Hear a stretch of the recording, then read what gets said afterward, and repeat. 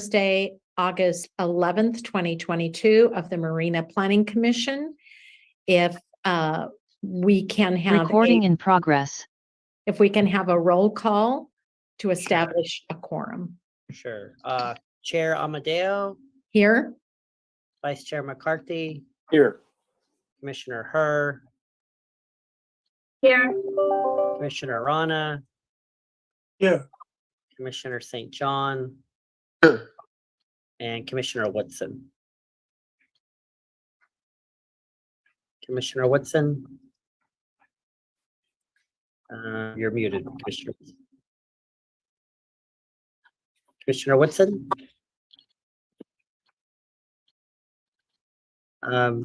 he's trying to figure out why you can't hear him, because he said here, I can't hear him either. Okay. I had this problem with Zoom this morning, and they had to log off and log back on in order to be heard. Okay. Well, I mean, for the purposes of our meeting, he's virtually in the meeting, so we can count him as present. So, Great. Thank you. You have quorum, Chair Amadeo. Thank you very much. We will have a moment of silence, and then Commissioner Rana, would you like to lead us in the Pledge of Allegiance?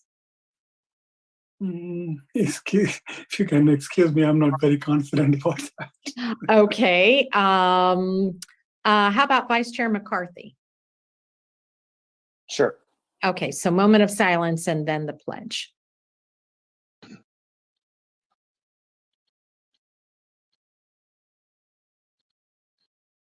Please join me in the pledge. I pledge allegiance to the flag of the United States of America and to the republic for which it stands, one nation, under God, with liberty, justice for all. Thank you very much. We will move on to special announcements and communications from the floor. We do have attendees. Do any of our attendees wish to make any announcements of things that would be of interest to the Planning Commission that are not on tonight's agenda? If so, please raise your virtual hand. And I don't see anybody, so we will move on to the commissioners. Commissioners, also for you, if you have anything you believe would be of interest to the public, now would be the time to speak. And Vice Chair McCarthy, you were the first. Couple quick items, and I did attend the Cal Cities Planning Commission monthly update, and which was yesterday.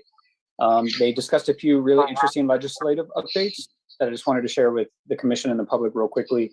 The first one is this should be no surprise, but the state is looking at legislation that allows developers to turn commercial property into housing by right, regardless of zoning. And I think that's something that's been tossed around for several years, but that continues to move forward. And, you know, we may expect to see something out of the legislative body this year on that. So that'll be really interesting to watch. And I think it's something the commission should be aware of as we go forward. Can I ask you a question regarding that? Please. Will cities have the opportunity to provide input to the legislature on this? And if so, what's the time frame for that? So they indicated that there's several different versions of the bill that are being worked on. Cal Cities is opposing one that doesn't give a lot of local control, kind of as you referenced. And in that version, there would be almost no local control. It would be, you know, look, if you have the property, you can develop it, you know, and here's the guideline. And the state would almost set the objective guidelines, if you will. In another version, which Cal Cities, or League of California Cities is supporting and working on some amendments, it would give a little bit more local control where the city could create the objective guidelines. They would have more say in the process, but I think the details at this point are still kind of yet to be worked out. Okay, so this might not actually be voted on by the legislature for another year. Right, that's possible. I think they're in recess now, if I'm not mistaken, and I forget when they come back. So I'm not really well versed on what their timelines are. Yes, Guido. Oh, no, I'll let Brian finish, and then I'll just clarify one. Okay, very good. The second one, that they talked about just dealt with unions and prevailing wage and also skilled and trained workers. And they thought this one was really interesting because this is a case where maybe the teacher type unions are not going to support the same kind of legislation that maybe the building trades will support in terms, especially of skilled and trained. So they just thought that that was interesting to watch because it's going to kind of pit the unions against each other. And I don't really have a lot of detail on what the language is in there, but I would encourage anyone that's interested to kind of do their own research and look that up. And I think that was it. Oh, the last thing was just, they did mention in terms of affordable housing, the HCD, I think I'm saying that right, Housing Community Development for the state is, really aggressively going after San Francisco for not moving quickly enough on approving affordable housing projects. And I know this commission has talked a lot about, the threat of a $10,000 per unit fine if it came to that and we weren't following the letter of the law. And it looks like that may actually start to play out in San Francisco. And so there's an article in the San Francisco Chronicle for anyone that's interested that kind of talks about that. So I just thought that was interesting to share as well. And that's all I have, Chair. Thank you. Thank you. Guido, you have some clarification? Oh, I was just going to say, so after June 30th is the deadline for a bill to make it out of the various policy committees. So once it makes it out of those, then they have to vote on it one way or the other. So, yeah, so that I was just going to clarify what Brian, but yeah, definitely, as Brian mentioned, there's been a push to allow by right zoning in commercial properties for the last 2 or 3 legislative cycles. So in some shape or form, we're going to have to deal with that as a city probably come January 1st. So thank you. I do have a question regarding that. I'm assuming, and you could never assume, but I would think that this would be in order to create more affordable housing rather than in a commercial area, we're doing houses on 1/4 acre lots or 1/3 of an acre lots, that kind of thing. Am I correct in my assumption that this is about creating more affordable housing? It really depends on how the bill's written. So, yeah. Definitely worth finding out. Yeah. So what'll happen is the governor will sign all the bills by September 30th. And then we'll have a training with the commission and probably I do this for every city I work for. And then October we'll meet with the city attorney. And then in November, we'll do a training with the commission to go over all the bills that affect planning. And then there's a mad dash to get a whole bunch of work done to implement the bills. So that's Right. yeah. So Okay, thank you very much. Do any other commissioners have anything that would be of community interest not on the agenda tonight? And I do not see any hands, so we're going to move on to the consent agenda. There are 2 items on the consent agenda. Does any commissioner wish to pull either one of those? They are just action minutes. So I don't see any. So I would accept a motion to approve the consent agenda.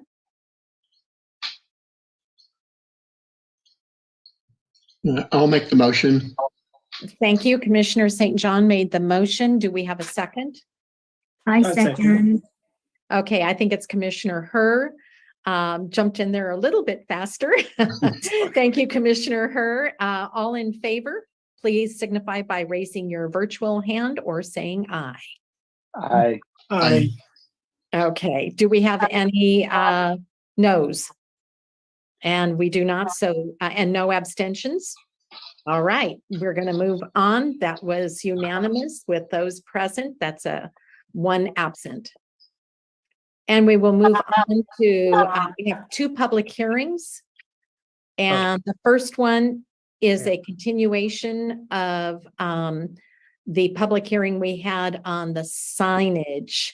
So the item says the Planning Commission consider adopting resolution approving SG 2022-04 for the installation of a sign at 228 Reservation Road, APN 032-181-017, continued from 7/14/22.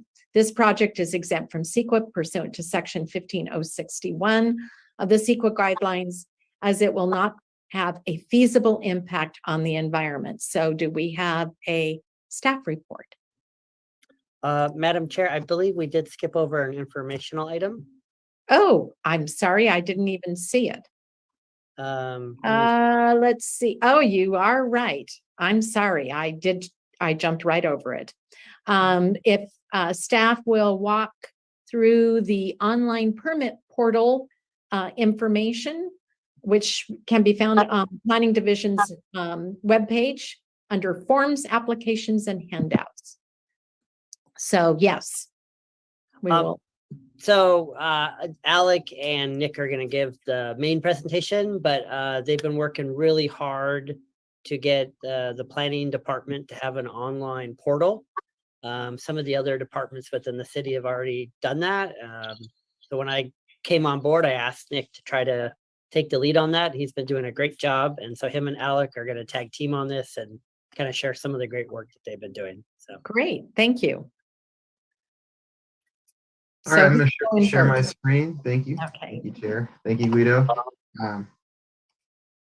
So can everyone see my screen? Yes.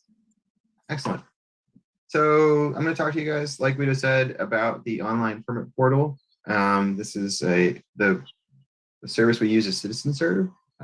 They're a provider of this type of a portal to cities across the land. So the online portal presentation I'm going to give is very short. It's basically how to access the portal, the types of permits in the portal, and then just a quick tutorial for citizens watching that are going to start using this going forward. So quick guide to get to the portal. It's on our website. You go to citymarina.org, and then you find the Community Development Department webpage, and then from that, the Planning Services webpage. And on the left-hand side, you can find our online permit portal. There's two parts to the online portal. There's the building permit portion of that that's been up for a little while now. And then the development projects has also been up as well, but it's been a little bit more limited in scope until recently. We've added in a lot more permits. So that's on the development projects is how you get to the planning projects. So these are all the types of permits that citizens can apply for online. You know, these are all our standard projects. And within these are the main project types. There's also sub-project types. For instance, if you click on conditional use permit, you can do either a new use permit or a use permit amendment. So there's lots of different permits within.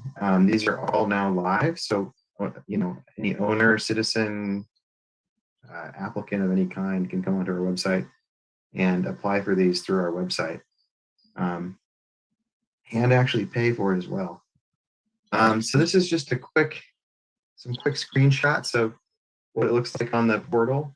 As I mentioned earlier, you have the building permits on the top part.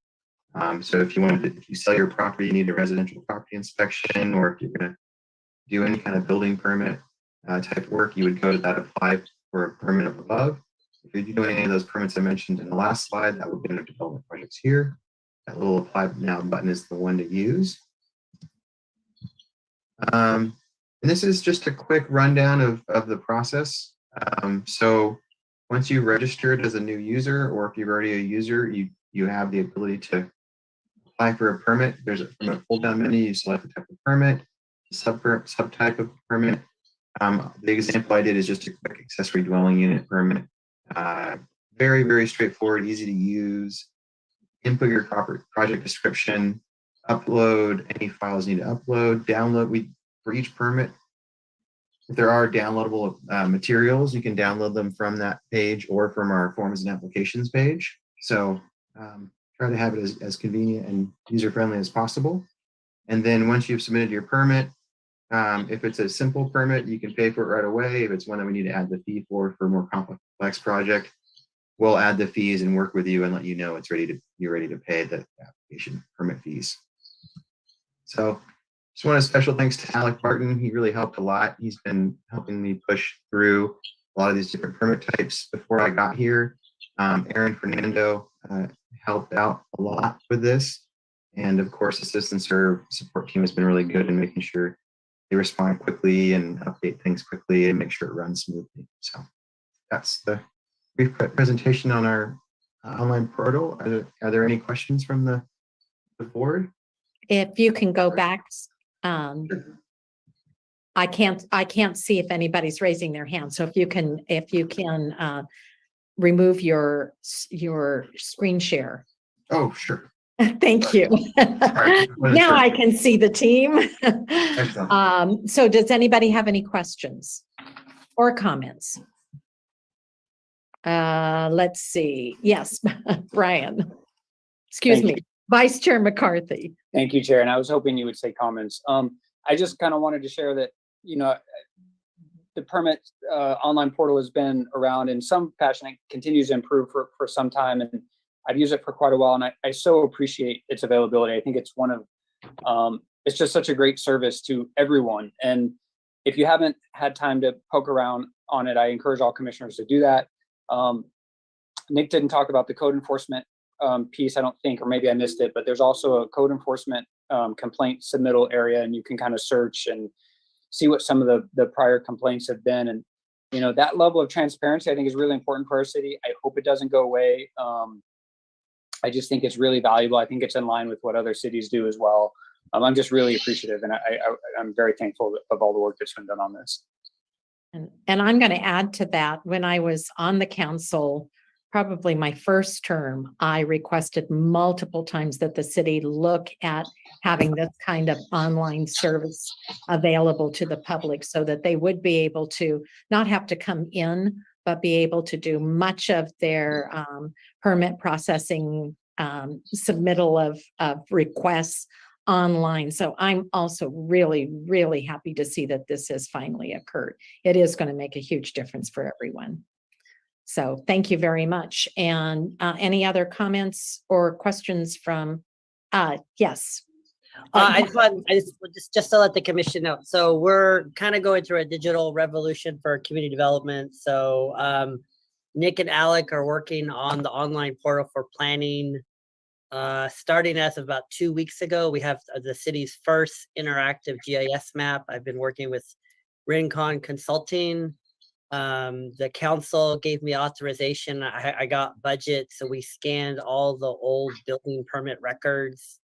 And the next phase of that is hopefully getting council authorization to scan all the old building planning records and have it in a software that I use, similar software in Los Altos. So really just trying to use technology to maximize the limited staff we have. And so we will demo the GIS map for you. You can go on our website. It is live as of about 2 weeks ago, but we'll probably bring that to you guys in the next couple of weeks as well. So anyway, so this is part of a larger initiative that I'm trying to do, just trying to make us, bring us out of the Stone Age a little bit. So yeah. It makes a difference for our staff to not have to be constantly interacting with the public, or so that they have that ability to do the behind the scenes work that the public doesn't see.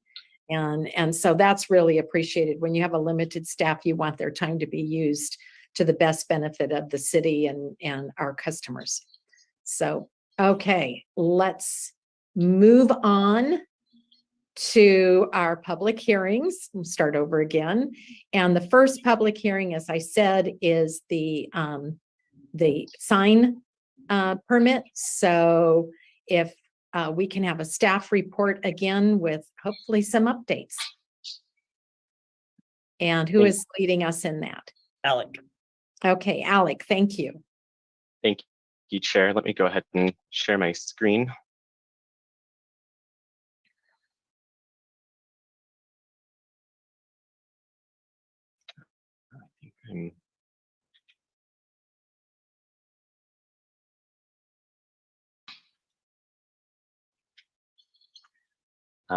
Just a moment, I apologize. I think I'm sharing the wrong screen. Let's try this again. It looked like last time. Okay, can everybody see the screen now? Yes. Okay. So I'll just briefly go over the T-Mobile sign permit that we reviewed last time, and then I believe the applicant Nick Wolf is on the call as well, and may be able to respond to some of your questions and comments that were raised at the previous Planning Commission meeting.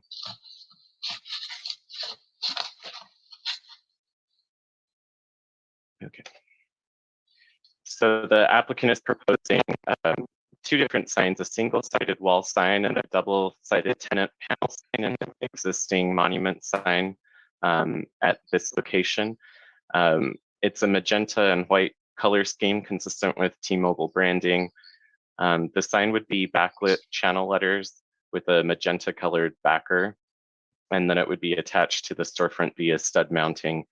You can see in this table here that it meets the requirements of the municipal code. It's within the allowed square footage for a wall sign in the commercial district. The number of signs is consistent, and then the type of sign is also permitted in this zoning district. Here's the concept, as you saw at last month's meeting, of what the sign would look like at this location. And then the tenant panel signs on the monument sign.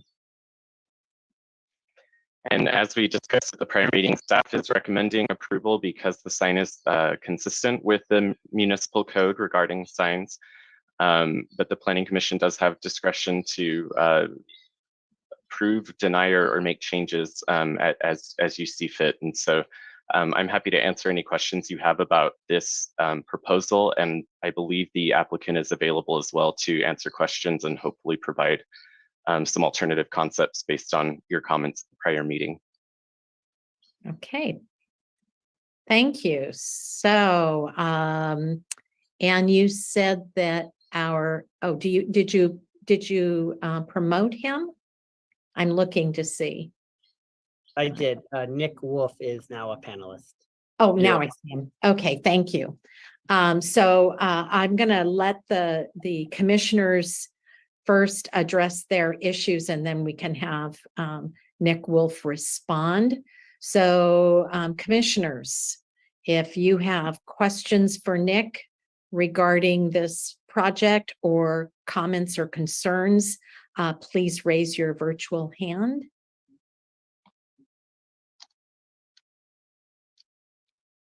We had so many comments last time. And okay, Vice Chair McCarthy.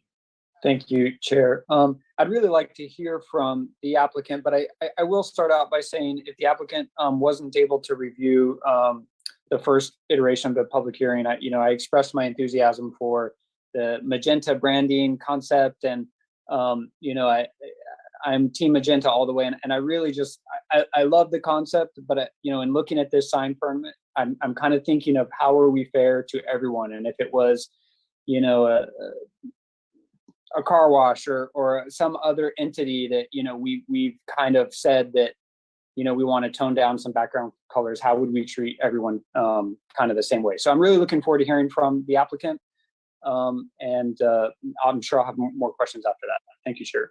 Okay. Anybody else? I'm not seeing any hands. So Nick Wolf, if you would like to first respond to Vice Chair McCarthy's comments, and then be open to any other questions from commissioners. Maybe you could respond to the comments that were made at the last meeting that I'm assuming you are aware of. So Nick, you have the floor. I didn't get the last meeting's comments, but we're willing to talk with T-Mobile, and if we want to do white letters or anything that you guys recommend, I can pass that along to them, and that would be probably no problem. I've done a set in different cities where they had all white letters, or they had magenta faces with the white cans or black cans. We can eliminate the backer.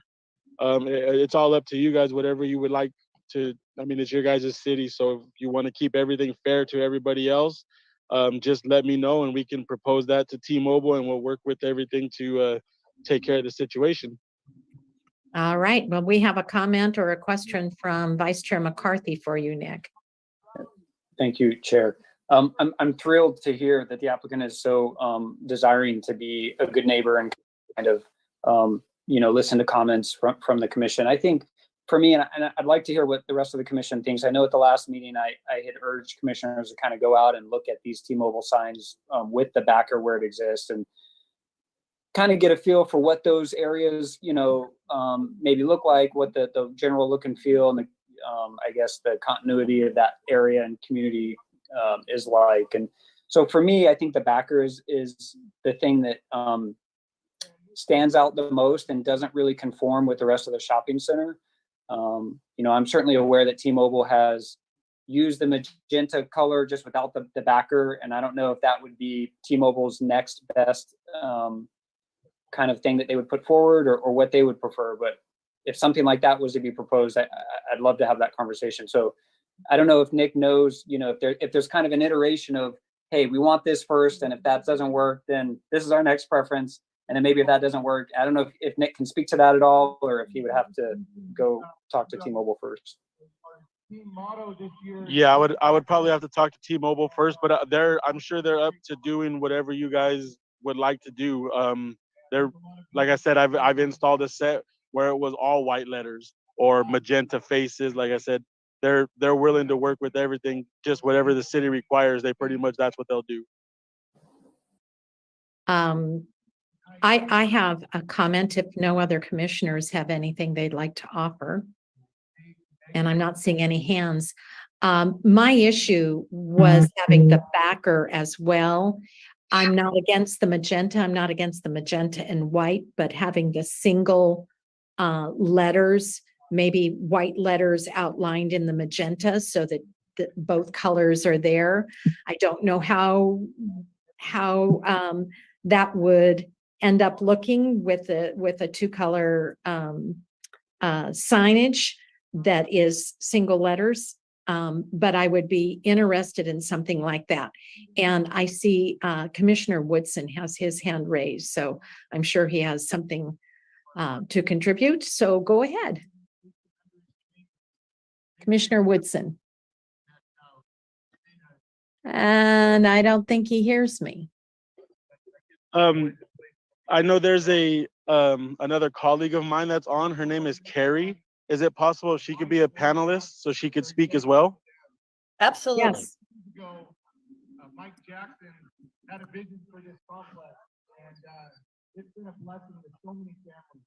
And so, somebody else is talking right now. Yeah. No, I can hear you. You cannot hear me. I'm going to interrupt a moment. Glenn, if you could log off and log back on and see if that works. so this year He said he's done it twice and we'll try again. Okay. So, Somebody else is talking. I don't know who. yeah, I can hear something in the background as well. Maybe someone has a radio. I'm at baseball practice and it's the stadium behind me. Oh, okay. Okay, well, we can't do anything about that then. I'll go as far away as I can. Thank you, Nick. Thank you. No problem. Sorry, guys. I believe I've made Carrie. Yeah, I've made her. Yes, you have. Okay, so Carrie, if you would like to jump in to the conversation, you are recognized to speak along with Nick, kind of tag teaming one another.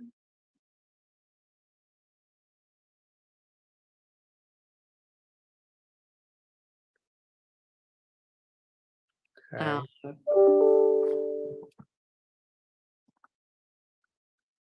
Carrie, are you available? We are definitely having a problem. She's not showing audio, so I don't know. She's on the screen, but she's not showing audio. Yeah. So She's connecting now. It says connecting to audio. yeah.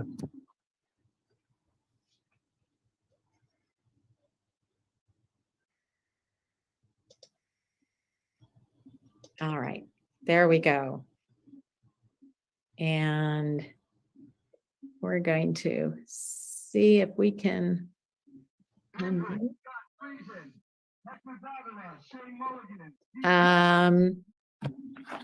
Carrie, you're still, your mic is off.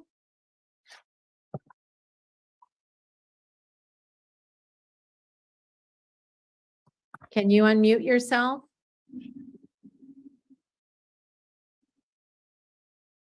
Okay. Okay.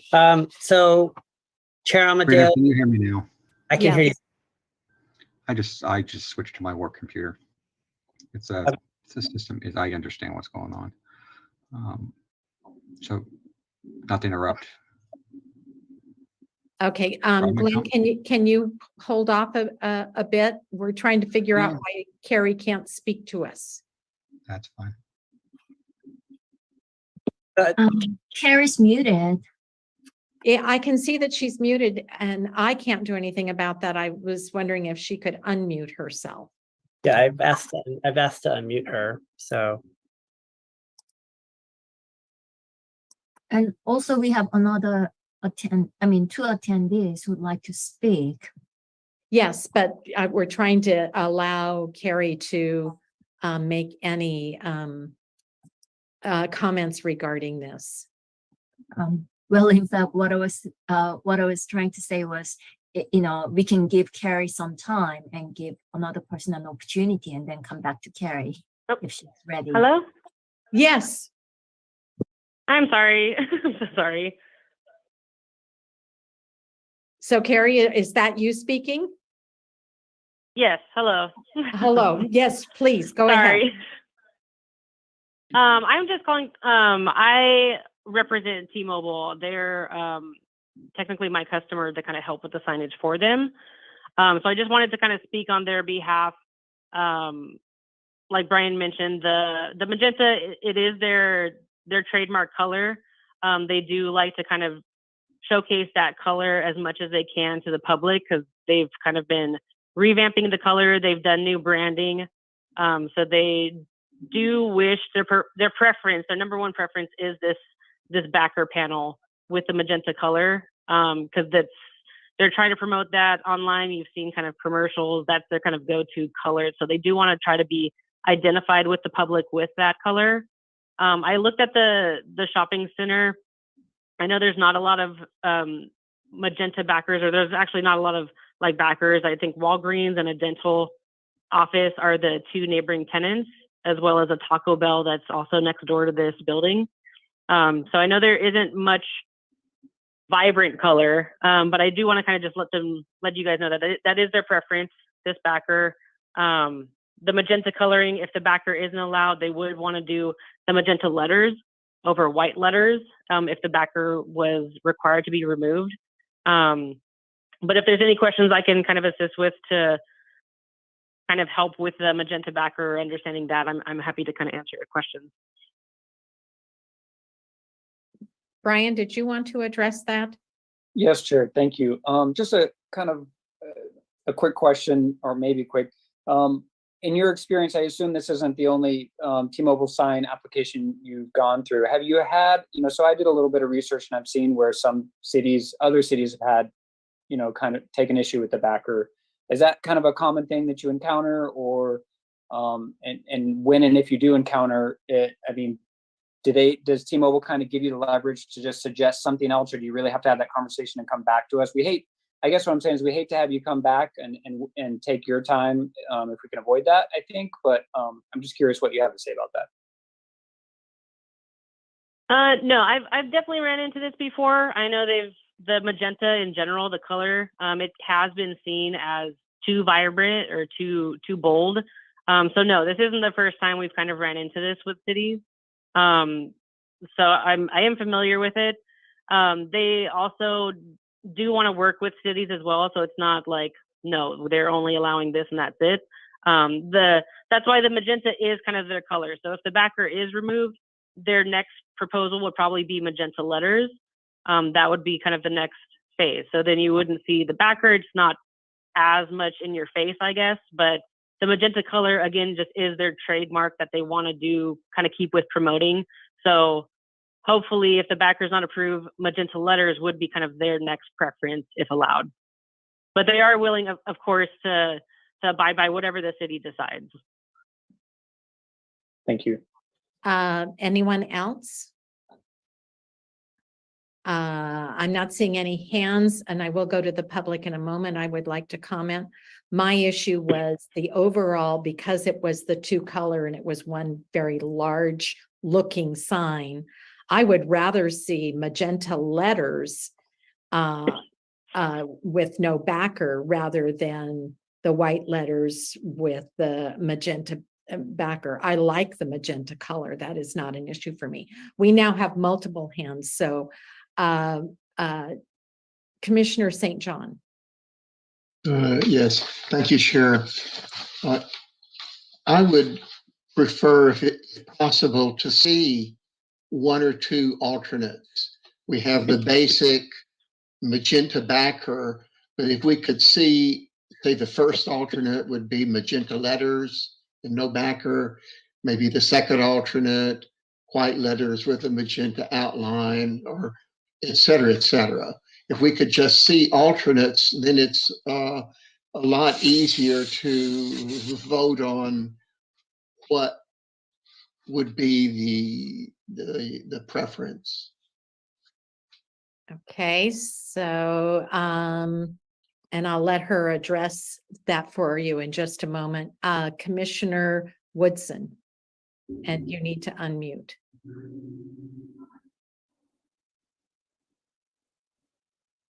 Sure, if the system wants me to unmute. I guess There you go. my comment. Can I go now? Yes, please. Yes, I think my comment on the backer was before and is now that I think that they did a cut and paste job of an image of T-Mobile with the backer and just placed it on top of the picture of the building, and that the backer is not actually to scale.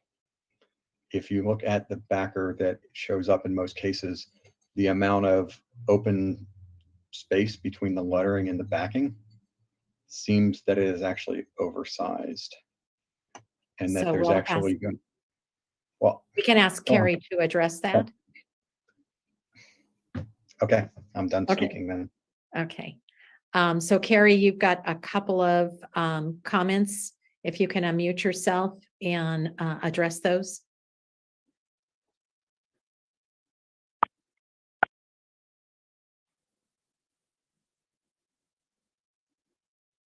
Yeah, the different options, I can definitely go back to the customer and propose a couple different options like the magenta letters. I know the outlined in magenta, I can see if they want to even propose that. They might just kind of nix that completely and just do the magenta letters. Again, just going off of their preference for branding. The scaling, I did see the walls about 14, a little over 14 feet. Our backer is about 13 feet 5 inches. I can definitely relook at the scaling when we provide the options too, to just ensure that that is true to scale.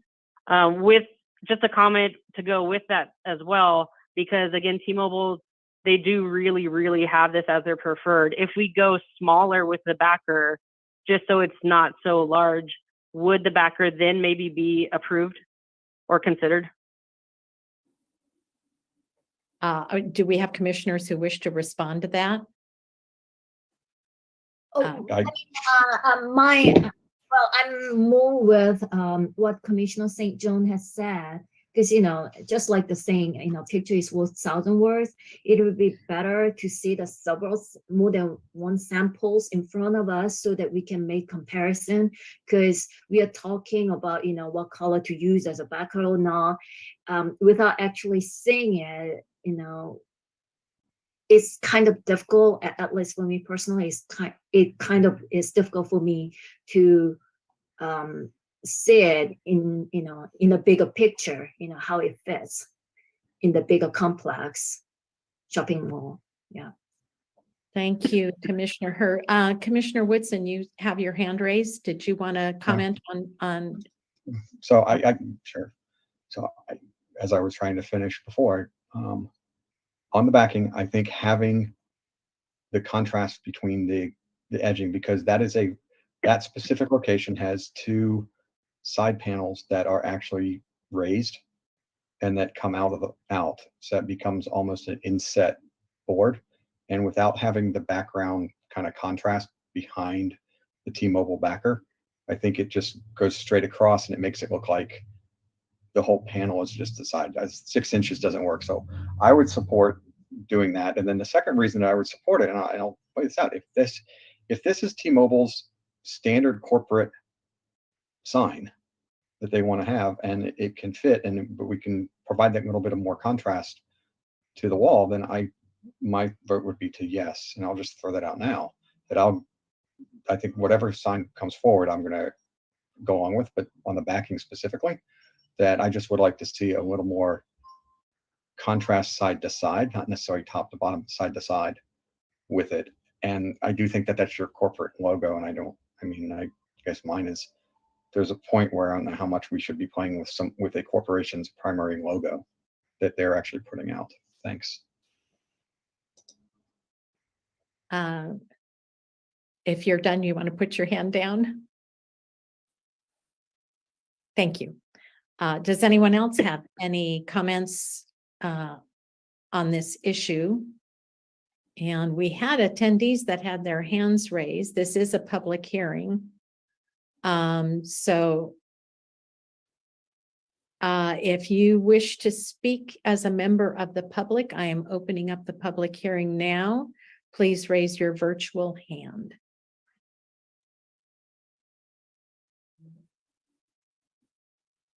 And no one has raised their hand, so I will close the public hearing.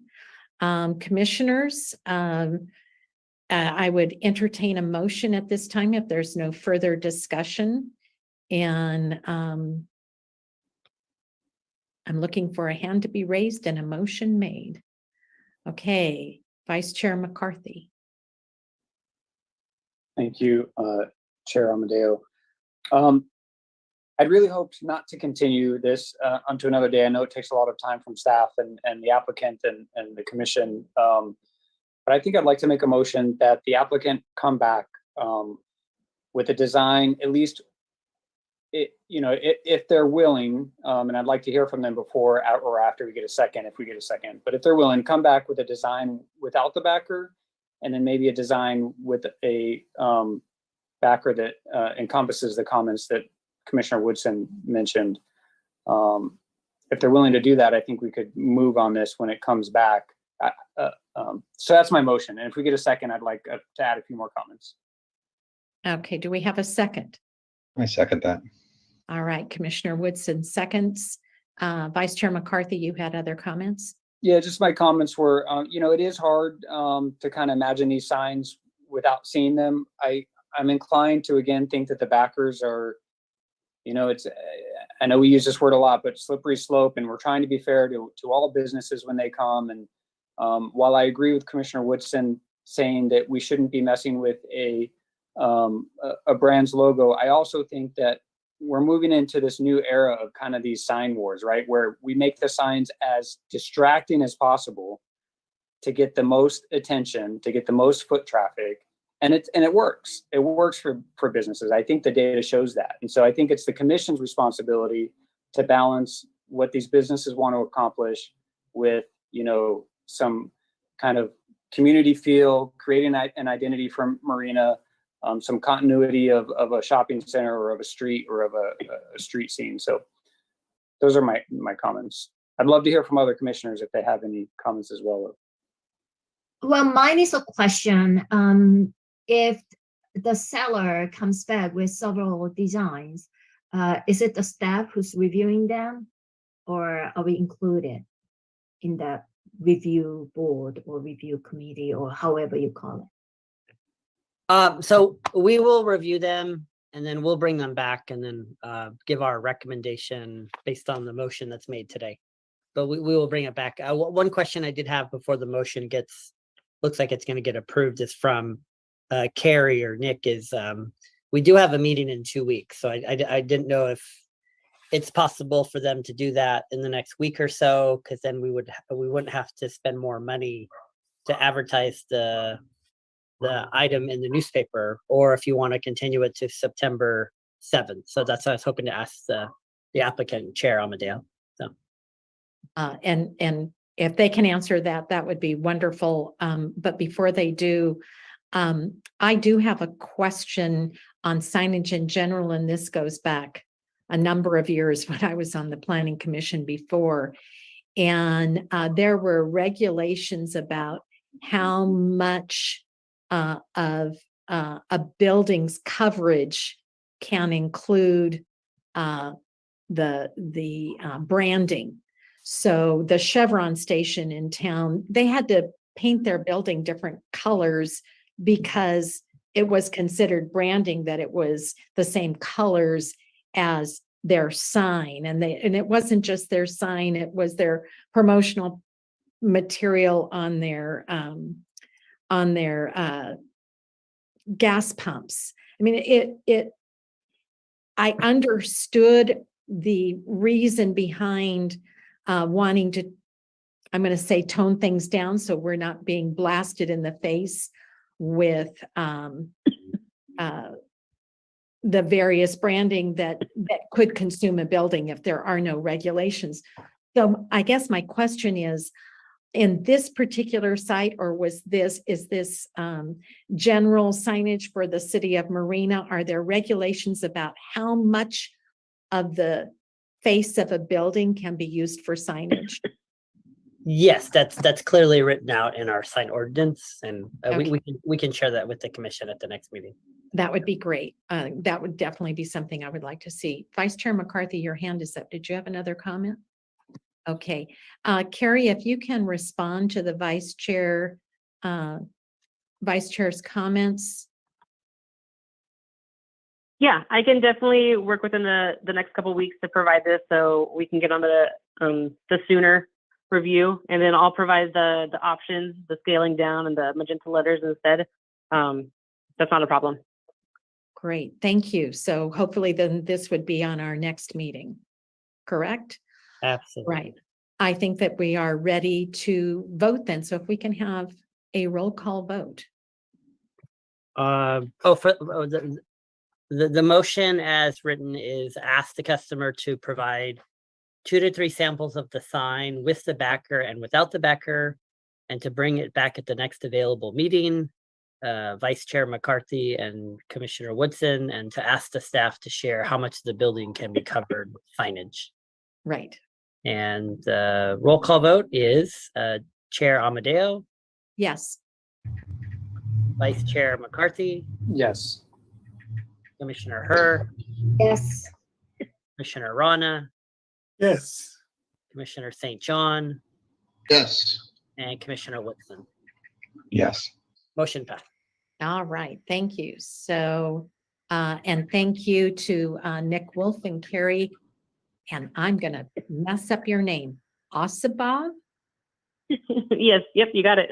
Thank you. Okay. Thank you both very much for your presentation, and we look forward to seeing you again in a couple of weeks. Great. Thank you, everyone. All right. Next is a public hearing with a recommendation to take any testimony from the public and consider adopting a resolution approving the tentative map for a subdivision creating 2 parcels at 150 Beach Road and associated coastal development permit. This project is exempt from CEQA per per Article 5, Section 15315, minor land subdivision. So do we have a staff report? Yes, our senior planner, Allison, will be giving the presentation. Great. Hi, good evening, Chair, members of the commission. I am providing your staff report tonight. I do not have a PowerPoint presentation, but I can bring the map or other aspects of the staff report up if needed. Just a brief staff report. This is a minor subdivision of a 5.79 acre parcel. An existing parcel. It's located within the Marina Landing Shopping Center. up at the corner of Beach Road and Del Monte on the east side. The application includes a coastal development permit because this entire property is in the coastal zone. And the Planning Commission, under the city's local coastal program, is the review authority for all coastal development permits. However, the subdivision itself, being a parcel map subdivision creating 4 or fewer parcels, is actually under the purview of the community development director. So if this parcel was located outside the coastal zone, it would be the community development director who would actually have authority for reviewing this. It is a very routine, fairly minor process. As you can see in the staff report, the property is currently vacant. There are no plans for commercial construction at this time. The construction that's underway right now is a car wash. It's on a separate parcel. It's totally separate from this project before you tonight. There are a variety of findings for the parcel map subdivision as well as the coastal development permit included in your draft resolution. And this property and the tentative parcel map were reviewed by the city engineer. They did not have any issues with it. They did require a couple of conditions that are also included in your resolution, having to do with indemnification, etc.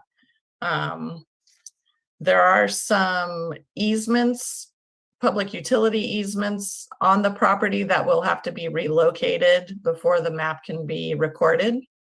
Fairly standard procedure. There were no special habitat issues with this property.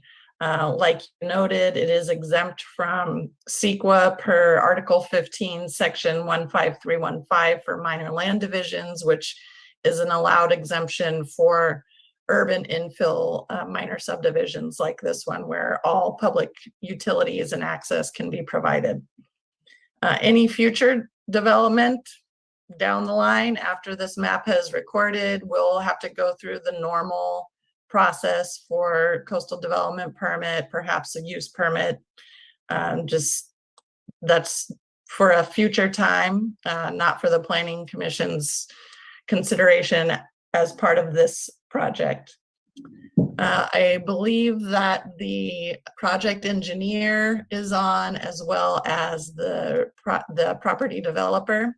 And if you have any questions for them, I'm sure they'd be happy to answer those. And I'm of course available for any questions as well. And that concludes my staff report. Thank you very much. At this point, do we have any questions from commissioners? I'm not seeing any. I have one question. And if you could put up the tentative map, that would be helpful. Okay, I'm going to share my screen and we'll see if I can make this work.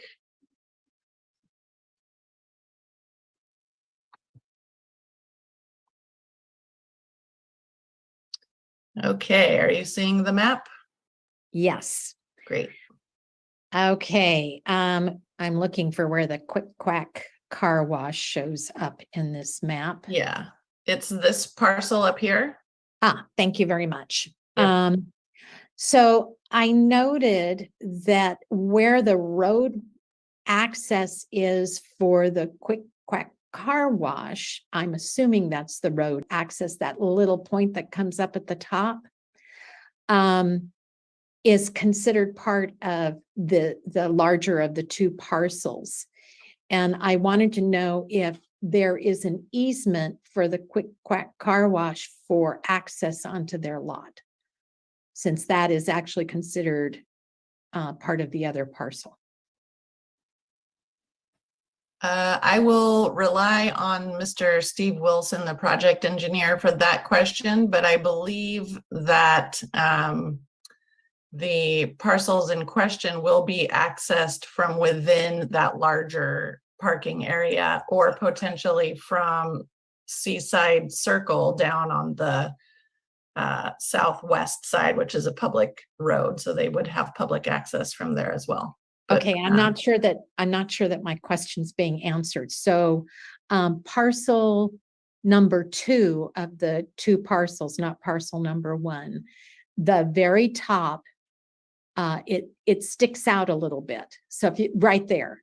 And I Yes, believe that's the current access road from parking that is for parking on the other lots, and that access into the Quick Quack car wash is down at the bottom of that to get into the car wash. So down at the very bottom of the Quick Quack. Yes. So my question is, for that access, is that an easement so that Quick Quack will still have access? there is a, this is very small font, as everyone can see. Let's see, there's a sewer easement there. I would like to call on Mr. Wilson to answer that Answer question. that He will question. be more Thank you. familiar. Good evening. Can you hear me okay? Yes, thank Good. you. Good. Okay. First off, there are reciprocal easements that are senior to both the Quick Quack and the proposed parcel for subdivision. And those reciprocal easements, I'm sure, call for access to and from the Quick Quack. This really, to put this into perspective, the proposed subdivision is to carve out a small parcel at the southerly corner of this property. And what we're proposing for this application has nothing to do with the existing configuration of the lot lines near the Quick Quack parcel. Okay. But to answer the question directly, there are reciprocal easements that allow for access and also have provisions for construction of improvements and that sort of thing. So I don't think there's the issue of the Quick Quack access really, first off, is not germane to this application, but secondly, I believe it is covered.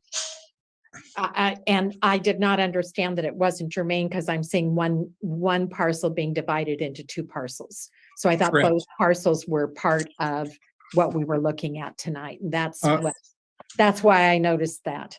Yeah, the change, though, however, is in the extreme opposite corner of this large parcel. Right. And the change that we're considering has nothing to do with any of the existing property lines or easements around the Quick Quack car wash.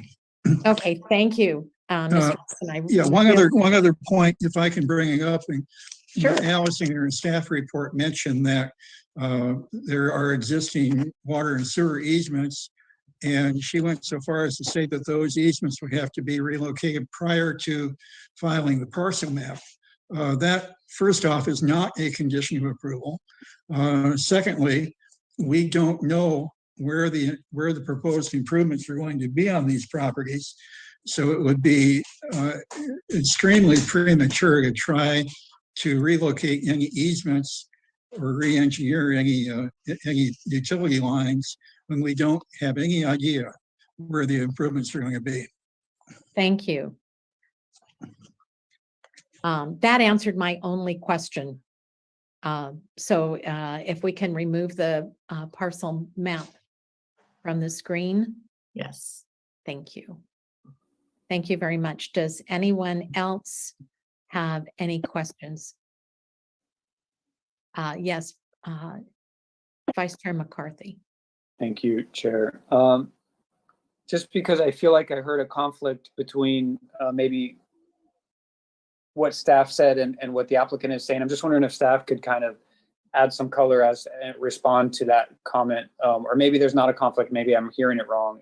So that's the first question. And then second, kind of related to that, and this is more of just a curiosity of mine, when the utility easements are implemented, is that usually a conversation just between the utilities and the property owner, or does staff get involved in that? Staff would not be involved in that.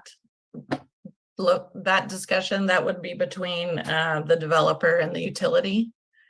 And Mr. Wilson is right. I did overstep that comment about relocating easements. That would not occur until there was development proposed that required the relocation of those easements or utilities. So it would not have to be accomplished prior to the recordation of the map. Thank you so much. Thank you, Chair. Any other questions? I'm not seeing any. We don't have any attendees, but I'm assuming I still have to open and then close the public hearing. So at this point, I will open the public hearing. And seeing that there are no attendees, I will close the public hearing. And I would entertain a motion.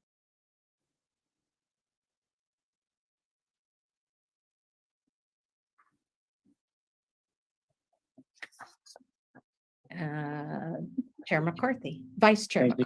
McCarthy. I just promoted you. Thank you. Thank you on both accounts. I was hoping to maybe get a motion from another commissioner, but I will move the staff's recommendation, and I don't have it in front of me. Do I need to read it? So give me a. I don't, I don't think you have to read it. It's on the screen. Okay, thank you. Yeah, I move that. Yeah, thank you. Make it easy. Adopt a resolution approving the tentative map for subdivision creating 2 parcels at 150 Beach Road and associated coastal development permit. It's a project exempt from CEQA per Article 15, Section 15.315. Is there a second, please? I second. And Commissioner Rana seconded the motion.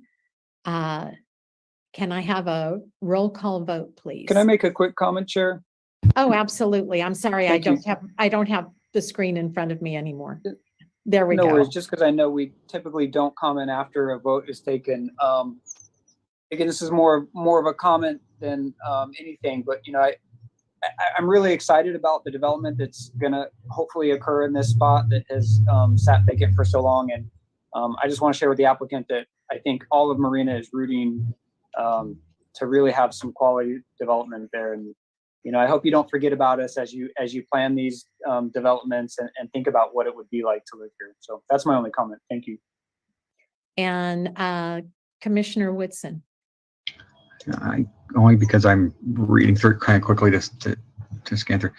Does the parcel just have a sunset review date? Or is this permanent, that we divide this out and that's the way it's going to be, that without development? Because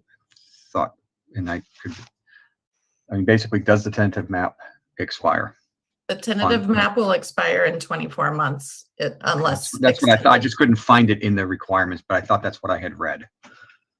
So part of what we're voting on is also that when we agree to this, we're also agreeing to the map expiration requirement that's listed in it. Okay.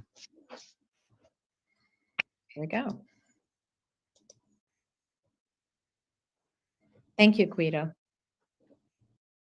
Okay. Now, if there are no other comments, Roll call vote. yes, please. Chair Amadeo, Yes. Vice Chair McCarthy, Yes. Commissioner Herr, Yes. Commissioner Rana, Yes. Commissioner St. John, Yes. Commissioner Woodson. Yes. Motion passes. Thank you. Thank you. And I want to get back to the agenda. There we are. So we have no action items or other action items. There are no discussion items. Do we have any commissioner comments or staff informational reports? And Commissioner St. John. Yes, thank you, Chair Amadeo. I wanted to let everyone know that I attended the Planning Commissioner training session in, I think it's Seaside, no, or Monterey, actually Monterey. And there were some 18 attendees from many different municipalities. And I was very proud that Marina had 5 of the 18. We were totally the vast majority. And we had the highest, in my humble opinion, the highest amount of class participation. We didn't quite outnumber the presenters, but I think we were on an even playing field with the presenters, and I was very happy that Marina was so well represented, and it was a combination of commissioners and staff, and I think we could have almost run the meeting. But anyway, I learned a lot, and I was very thankful to be there. It was a very helpful meeting, and there were probably 5 or 6 different topics of training, and all of them were very applicable to what we're doing. And I was especially interested in the housing segment presentation, which was towards the end, because I really think Marina needs a lot more housing for the lower salaried class of people. There's just a whole lot of people that can't afford $1 million or $1 million house. Awful lot. And even our children can't afford it. So anyway, I think Marina needs more of that, and this meeting sort of gave some guidelines. So anyway, I was very thankful to attend, and was very proud of the city's participation. Thank you.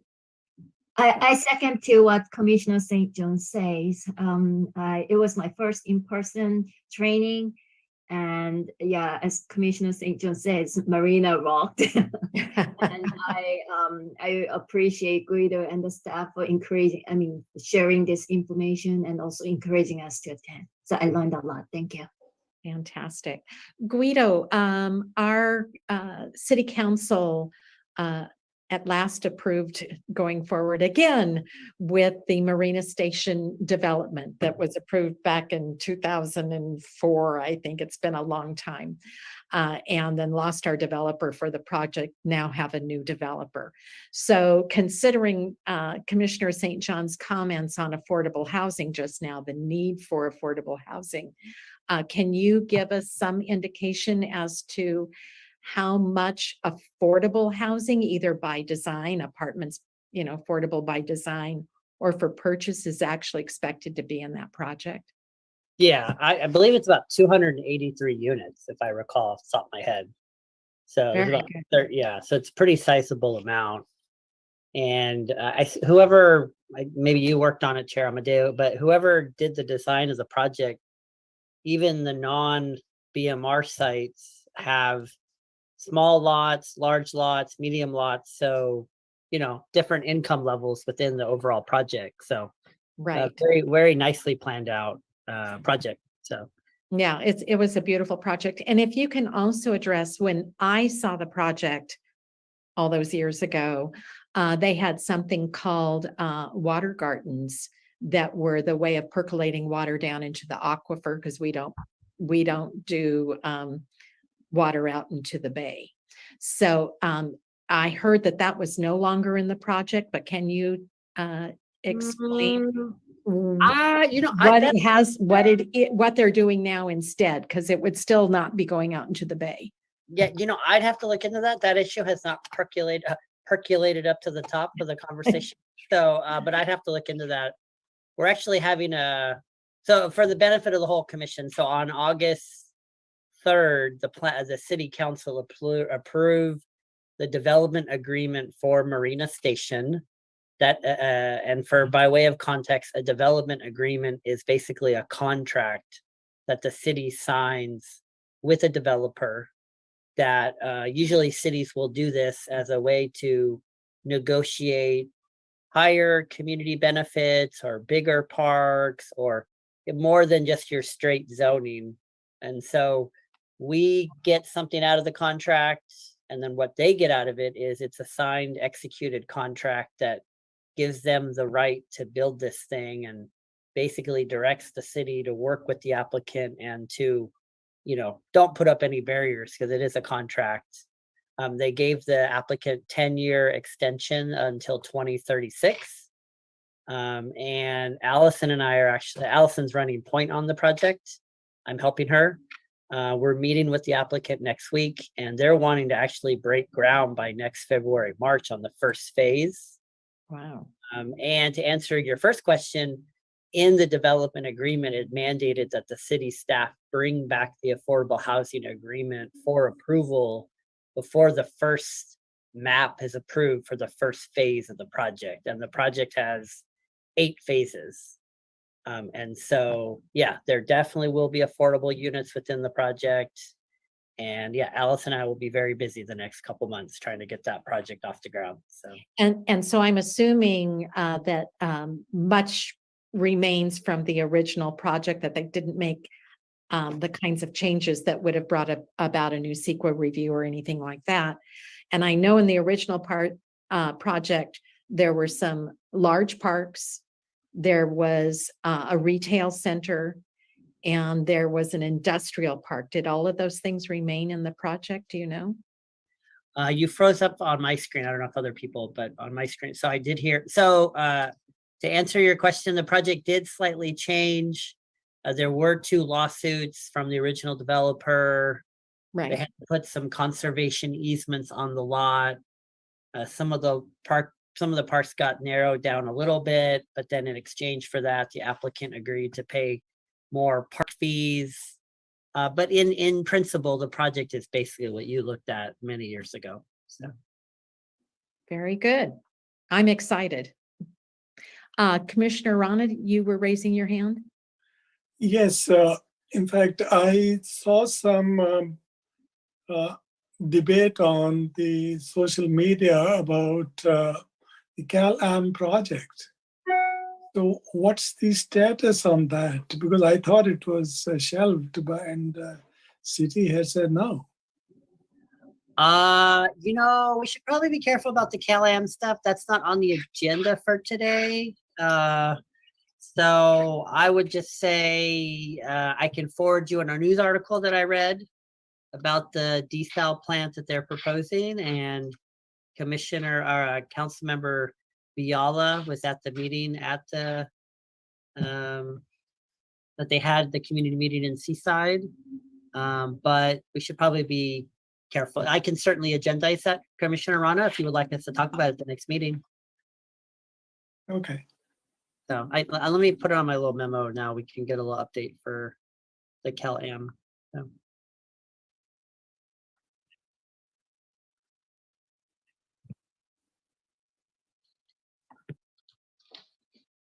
And Commissioner St. John, you have a question or comment?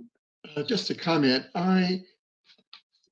I read news articles, and I think I even saw a something equivalent to a YouTube video by the mayor about this project.